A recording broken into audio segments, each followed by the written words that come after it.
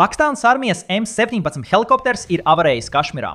Militārie pārstāvji ziņo, ka izdzīvojušo nav. Tiek ziņots, ka helikopters nogāzās pacelšanās laikā, un Pakistānas militārie pārstāvji norāda, ka gandrīz uzreiz radās tehniska kļūme. Sākotnējās ziņas liecina, ka bojāgājušo skaits ir 21, kamēr armija ir apstiprinājusi, ka visi, kas atradās helikopterā, ir miruši. Oficiāli skaits vēl nav apstiprināts, taču cilvēki saka, ka tas ir 21. Ja apstiprināsies, ka bojāgājušo ir 21, šī būs viena no nāvējošākajām Pakistānas militārajām aviokatastrofām pēdējo vairāk nekā 15 gadu laikā. Un tieši vietas dēļ, kur notika šī katastrofa, jau dažu stundu laikā sāka izplatīties baumas, ka helikopters ticis notriekts, lai gan tam nav nekādu pierādījumu. Tagad iemesls, kāpēc šī bauma ieguva spēku, ir vieta, kur helikopters nogāzās – Guzafarabada.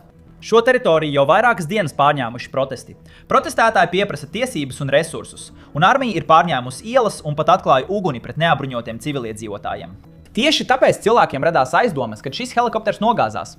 Bet cerams, ka avārijas izmeklēšana mums precīzi pateiks, kas notika, tāpēc noteikti nospied abonēšanas pogu.